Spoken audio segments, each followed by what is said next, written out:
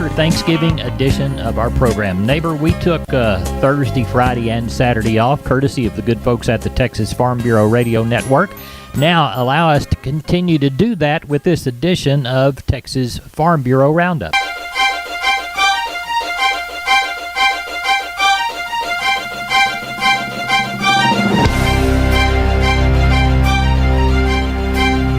This is Farm Bureau Roundup, featuring farm and ranch news from the Panhandle to the Rio Grande Valley and from West to East Texas. Here's your host, Tom Nicoletti. Hello and welcome to Farm Bureau Roundup. Happy Thanksgiving. Now that winter wheat planting is almost completed, farmers have more decisions to make for their crop. There are various priorities for the multiple titles in the 2023 Farm Bill. Plus, fall gardening is now in the maintenance stage.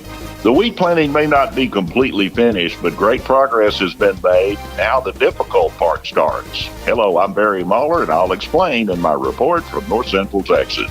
The Amarillo Farm and Ranch Show is coming up next week, and it's a big event that goes way beyond just getting to look at a lot of equipment. I'm James Hunt, and I'll bring you a preview of some special educational opportunities for producers that are part of the show. It's autumn in Texas, and that can mean everything from a bright sunny day to a freeze. So please join me, John Begno, as we talk about gardening in Texas during the autumn.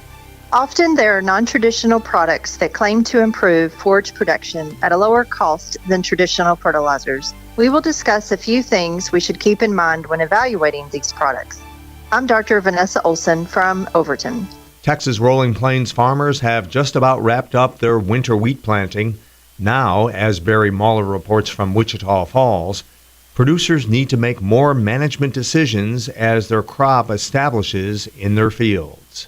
With the summer and fall we experienced here in Texas, I never expected the wheat planting to move along as well here on the Rolling Plains as it has. There's always sort of an unwritten goal to have the crop in the ground by Thanksgiving. We managed to get close this year. The hot, dry weather prevented many farmers from having their ground ready for planting, whether they're full-till or no-till operators. But as I said in my report a few weeks ago, these modern air seeders help get over the ground quickly when the weather permits, and that's been the case this season. Even the small amount of wheat that was planted early has survived and grown off quite well with the fall rains reviving it. Now it's decision time. The wheat market is staying in the $8 per bushel range right now, even though the raw supply and demand numbers wouldn't seem to support that price level.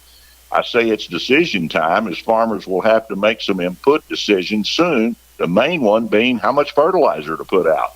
When fertilizer was $200 or $300 per ton, the decision was easy. You applied it prior to planting to raise a good crop. But now with fertilizer at $800 to $1,000 per ton, a lot of folks won't make that input call until the seed is in the ground and up and growing. The window is fairly small for application, as the nutrients need to be applied and reined in and ready for the wheat to break dormancy in early March. Now back to the market. Now $8 is a good market, but without quoting all the numbers in the supply and demand report, let's just say world wheat stocks are up. So how long will $8 range hold its support to help with these input costs? Well, it's disruption in transportation of the product that's supporting wheat right now. First COVID, and now the Russian invasion of Ukraine. Now, if the Ukraine situation is rectified, the market could fall quickly as the shipments begin to pick up again. There are some $8 to $8.50 contracts out there, depending on location. So that helps a farmer. They can always hedge the product on the Board of Trade. So there's a couple of things they can do. The problem with that is when you do those things, several things can happen, and more than half of them are bad. So with the crop in the ground, the hard part, rather than being over, may just be beginning for lots of producers. And here many of you thought all the farmer had to do was get the crop planted and set in the coffee shop until harvest. Hey, stay tuned, folks. We'll keep you posted as to how this all works out. Reporting from the Rolling Plains, I'm Barry Muller for Farm Bureau Roundup.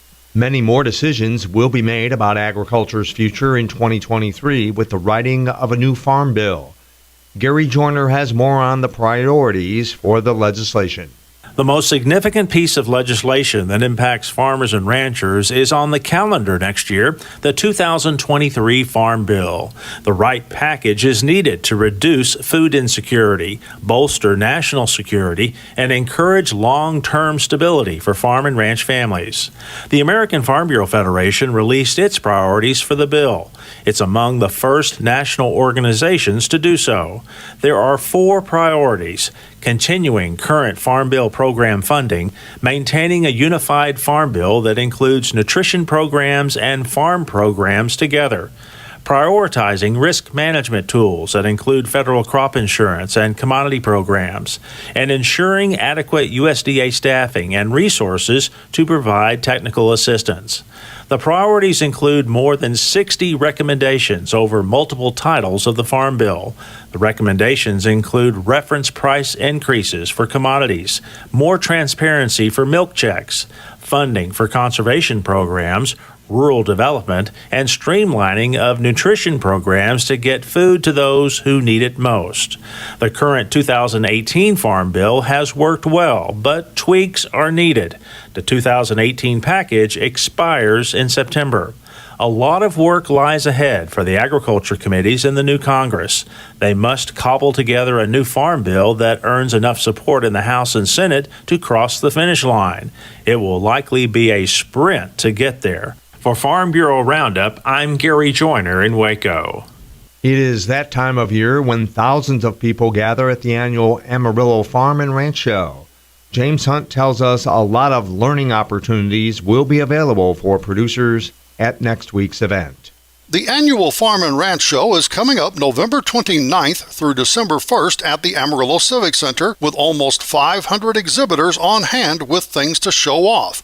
And beyond all the equipment and technology to look at, there are a lot of educational opportunities available for ag producers. Danny Nusser is the regional program leader for Texas A&M AgriLife, and he says the annual CEU workshop offered on the first day of the show has on tap a lineup that includes AgriLife irrigation expert Dana Porter providing a presentation on chemigation, a subject Nusser says is very topical right now. For a lot of different reasons, the equipment, the difference that we've got now in some of our irrigation systems. You know, we got so many guys out here doing no-till and not wanting to get over that crop with different equipment. So some of the advantages of using chemigation in those areas. And then I think Dan will really get into some of the equipment differences and some of the efficiencies of their systems. Nusser says there will also be a presentation by AgriLife Integrated Pest Management Agent Blaine Reed on drift minimization, as keeping control of pesticides is very important in our agriculturally diverse region. You know, we're growing cotton with sorghum, with every other type of crops that are out there. So our producers do a really good job of watching the wind speed and humidity and some of the things that they have to do to just keep from problems. But sometimes we run into issues. And so he's just going to go over those key things, nozzling, and just trying to avoid some issues that a guy might get into. Other subjects for the November 29th session include wheat fertilization, weed management, and State Agriculture Department laws and regulations. And to top it all off, there will be 5 CEUs available for producers who attend the event. Now that's what's coming up on Tuesday.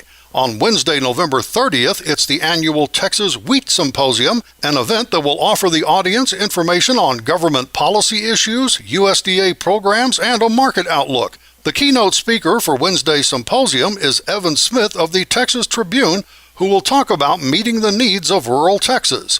There are plenty of other educational programs being offered at next week's Amarillo Farm and Ranch Show, so for more information, go online and use the search words Amarillo Farm and Ranch Show 2022.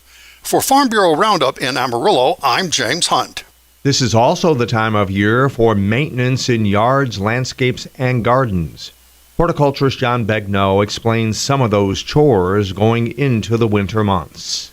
Well, here it is, autumn in Texas, and we've had parts of Texas that have already had their first freeze, and of course some that haven't yet, but it has gotten considerably cooler, which after a summer like we had is really a blessing. So when we look at planting right now, we're not doing a lot of planting in most areas. You might plant some garlic in the garden or a few things like that, but we're wrapping up our fall planting season as far as trees go and turf goes and things like that. So what we're looking at is kind of a maintenance deal. And one thing you want to do is address those falling leaves. You want to avoid scalping turf grass at this time of year, especially summer grasses. And you don't want to leave those leaves that have fallen on there if they're really thick and deep and will prevent the movement of rain or irrigation to getting to the root system. And what you do with them is your choice. You like to keep them on the property if you can reuse them and recycle them. You want to avoid trying to throw them into the landfill if you can. If your area has a composting process or an opportunity, then you want to take advantage of that. You want to consider storing products such as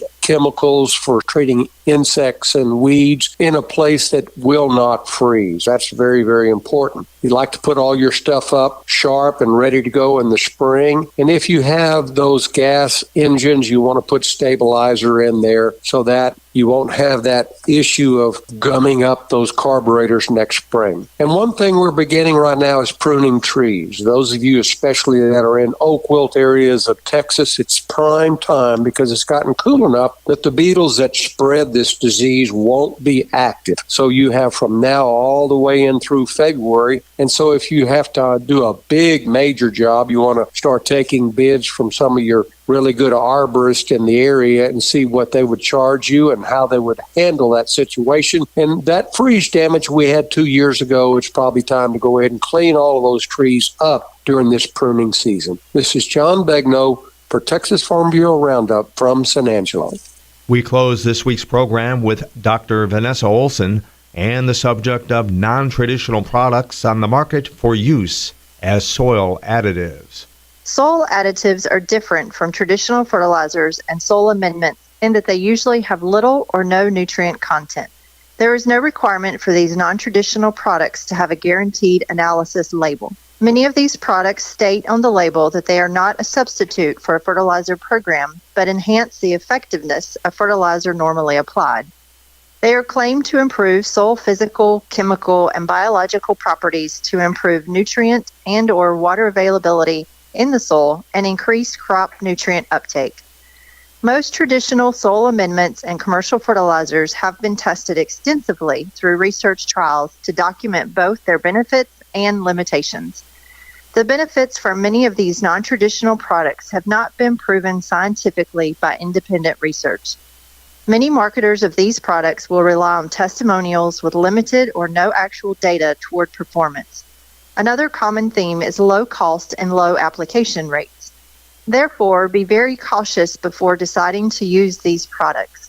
The best advice that can be given to growers is to evaluate new products carefully and insist upon local or regional research data. Anytime we are making decisions about products or nutrients to add for forage production, we should always start with a soil test. Soil tests can be used to estimate the kinds and amounts of soil nutrients already available to plants. They also can be used as aids in determining fertilizer needs. Properly conducted soil sampling and testing can be cost-effective indicators of the types and amounts of fertilizer needed to improve forage yield. Levels of nitrogen, phosphorus, and potassium applied should be based on soil test recommendations as well as match farm goals. This is Dr. Vanessa Olson with Texas A&M AgriLife Extension in Overton for the Texas Farm Bureau Roundup. Neighbor, before Tom Nicoletti takes us out, let's check grains. Corn through the panhandle, $7.83 1/4 to $8.13 1/4, down 6 1/2.